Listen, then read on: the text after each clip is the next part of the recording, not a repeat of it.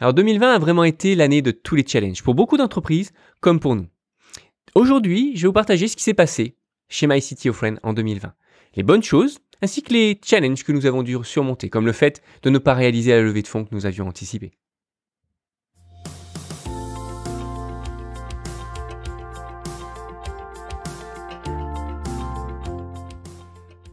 Bonjour, alors je suis Amaury Khélifi, je suis fondateur de MyCTO Friend et depuis 2013, on a accompagné un peu plus de 200 startups en tant que CTO. Alors, chaque année, je partage un petit peu une rétrospective de ce qui se passe, de ce que l'on fait, des réalisations qu'on a. Et cette année a été vraiment particulière et je pense que c'est d'autant plus important de faire une rétrospective de notre année. Alors, d'abord, avant de faire une rétrospective, il faut se rappeler de quels étaient nos objectifs. Alors, l'année dernière, j'ai partagé sur une vidéo sur YouTube nos 3 principaux objectifs. Le premier était de grossir notre force web marketing, notre présence en ligne. Le deuxième était de grossir notre entreprise, simplement l'équipe. Nous avons démarré l'année 2020 à 5 personnes. Nous sommes passés à 6 à un moment donné et nous sommes réduits à nouveau jusqu'à 3 personnes, les 3 fondateurs initiaux de MyCTO Friend. Alors je vais vous expliquer pourquoi. Et le troisième objectif que nous avions posé en début d'année était de construire une plateforme d'adaptive coaching pour justement aider les fondateurs de startups qui n'avaient pas de compétences techniques. Alors, j'ajouterai aussi à ces 3 objectifs qui étaient vraiment partagés, le 4e objectif que j'ai commencé un petit peu à mentionner, qui est le fait que nous avions planifié de réaliser une levée de fonds. Et un petit peu à la dernière minute, c'est quelque chose qui ne s'est pas réalisé. Alors, il a fallu gérer et faire quelques pas en arrière par rapport à nos plans de ce que nous avions prévu. Je vais vous en dire un petit peu plus dans quelques instants. Alors, premier objectif, c'était l'objectif web marketing. Donc, nous avons grossi, nous avons un peu plus de trafic, relativement bien grossi le trafic que nous avons sur notre plateforme. Le trafic YouTube également, surtout le nombre de souscriptions, mais nous ne sommes pas réellement arrivés à grossir et à atteindre les objectifs que nous étions donnés. Alors, pourquoi? Il y a plusieurs raisons. La première raison, c'est que nous apportons une certaine expertise à nos startups. Et ce degré d'expertise, il est compliqué à déléguer. Donc compliqué à scaler d'une certaine manière. Ça a été le premier point. Et travailler avec des profils qui étaient juniors, ça a été relativement consommateur en temps, que ce soit pour eux, pour comprendre réellement ce qu'on attendait d'eux, comme pour nous, pour arriver à transmettre vraiment toute l'expertise, les données, toutes les informations que l'on voulait vous communiquer, que ce soit en termes d'articles de blog, que ce soit sur les réseaux sociaux ou même en termes de vidéos. Finalement, ne pas avoir notre levée de fonds, que ce soit sur le 2e semestre, nous a forcé un petit peu à réduire cette équipe de web marketing et à voir les choses de manière différente. Et donc, au lieu de continuer à déléguer cette production, nous avons simplement industrialisé et automatisé la production de contenu. Alors, nous avons atteint aujourd'hui une production qui est encore plus importante que ce que nous avions au premier semestre, à savoir que nous publions 2 vidéos Startup Snack chaque semaine. C'est généralement des vidéos de 5 à 10 minutes, relativement travaillées, que ce soit en français et en anglais. Ça, c'est vraiment une nouveauté sur le 2e semestre. Nous avons pris la décision de communiquer en français, puisque nous avions quand même un vrai marché francophone sur lequel nous ne travaillions pas forcément à l'époque. Et Michi s'occupe de la version anglaise de ces mêmes vidéos. Michi qui est là depuis maintenant bientôt 3 ans. Nous avons également créé un podcast, relancé le podcast anglais et créé un podcast francophone, donc les Startup Snack, qui sont des podcasts relativement travaillés pour fondateurs non techniques. Alors, en plus de ces actions-là, j'ai moi-même me suis lancé un challenge, c'est de créer un média quotidien, tous les jours ouvrés. Je produis une petite vidéo, 5 minutes généralement, qui est donc communiquée sur YouTube en tant que vidéo, sur les réseaux sociaux et qui est également disponible en podcast. D'ailleurs, je pense que le format le plus adapté d'ailleurs pour ce format quotidien est vraiment le podcast parce que c'est quelque chose qui s'écoute facilement, que ce soit en voiture, dans les transports, etc. Donc, je vous invite vraiment à regarder que la version française s'appelle Dans la tête d'un CTO et la version anglaise s'appelle A Mile in a CTO's Shoes. C'est vraiment un média qui me plaît, parce que ça me permet vraiment d'être le vrai CTO friend, des personnes qui le souhaitent, en n'ayant vraiment aucun filtre, en étant facecam, avec mon téléphone, avec mon smartphone. J'enregistre les challenges que l'on a au quotidien, quelles sont les stratégies que je mets en œuvre quotidiennement pour aider les startups. Voilà, je pense que ça peut vous aider. Ça peut aider bon nombre, en tout cas, de fondateurs non techniques, comme peut-être même des fondateurs techniques. Voilà, n'hésitez pas à vérifier, à checker ça sur YouTube et sur votre application de podcast favori. Alors, l'objectif aussi, c'était d'améliorer notre SEO, le positionnement SEO. Et pour ça, nous avons créé des articles de blog.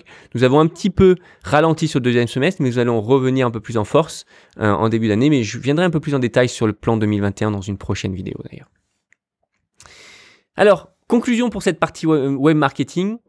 Déléguer, c'est compliqué. Et c'est vraiment d'autant plus compliqué quand on n'est pas expert sur un domaine spécifique. Et en l'occurrence, ici, le web marketing pour nous. Donc, au lieu de déléguer finalement des tâches récurrentes, il est beaucoup plus facile finalement d'automatiser ce qui peut être automatisable et de continuer à faire ce pourquoi vous êtes vraiment bon, votre domaine d'expertise. Et c'est là où peut-être vous pouvez faire la comparaison. Si vous êtes un fondateur non technique, il est compliqué de déléguer les développements d'une application mobile, par exemple, ou une plateforme web, si vous n'avez pas un minimum de compréhension technique. Et c'est d'ailleurs pour ça que nous sommes là, pour vous aider. Alors, objectif numéro 2, si on fait une rétrospective, continue la rétrospective, l'objectif numéro 2 était de grossir l'entreprise. Alors, grossir l'entreprise, finalement, quel est le but de grossir l'entreprise ? Pour nous, le but, c'était, on voyait vraiment la plateforme SaaS qui pourrait accueillir beaucoup plus d'utilisateurs, au lieu que ça se compte en dizaines, ça pourrait se compter en centaines et en milliers, peut-être même beaucoup plus tard. Nous sommes passés à 5, donc on a démarré à 5, puis à 6, en plus d'un CTO freelance qui travaillait avec nous, qui s'appelait Sébastien, qui nous a bien aidé à créer la plateforme de Coaching Center. Et nous avons réduit notre équipe. D'abord, les uns après les autres, et puis nous avons arrêté le contrat qu'on avait avec un développeur junior. Et nous sommes à nouveau 3, que ce soit donc Marie en tant que CMO, Michi qui s'occupe vraiment de la production de contenu en anglais, et moi-même du coup qui m'occupe de la partie opérationnelle, d'accompagnement des startups et de production des contenus qui sont sur notre plateforme de coaching. Et bon, finalement, l'objectif de grossir, est-ce réellement un bel objectif ? Je pense que c'est une bonne chose, mais il faut vraiment avoir les fonds pour pouvoir le faire. Et en l'occurrence, cette année, ça n'a pas été le cas pour nous. Donc, c'est pour ça que nous sommes obligés de revenir un petit peu en arrière et continuer finalement notre progression d'une manière un peu plus lente. La bonne chose et la conclusion quand même, c'est qu'on arrive à produire et à continuer de produire quasiment ce qu'on faisait à 5, mais à 3. Donc, ce qui est une belle chose. Et donc, on va, je pense, le bénéfice que l'on aura eu dans ce challenge, c'est d'avoir réussi à automatiser et ainsi économiser au moins un salaire, donc une position auprès de notre équipe. Donc c'est toujours une optimisation et c'est d'autant plus de valeur que nous allons pouvoir vous apporter à la fin. Alors, le troisième focus de cette année, c'était la création de notre plateforme de coaching.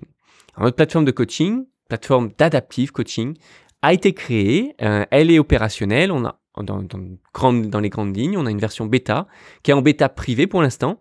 Nous ne l'avons pas ouvert au grand public et nous préférons, puisque nous n'avons pas eu vraiment l'accélération que nous souhaitions, nous préférons aujourd'hui contrôler réellement les personnes qui rentrent sur cette application-là et au fur et à mesure continuer à les coacher de manière beaucoup plus privilégiée tout en leur donnant accès à nos outils, aux outils qu'on a mis en place.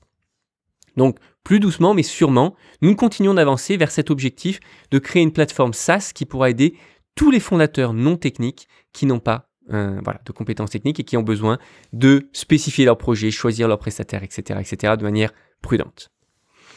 Donc en conclusion, on est quand même fiers de cette plateforme non technique, de ce que l'on a voulu, de ce qu'on a réussi à obtenir.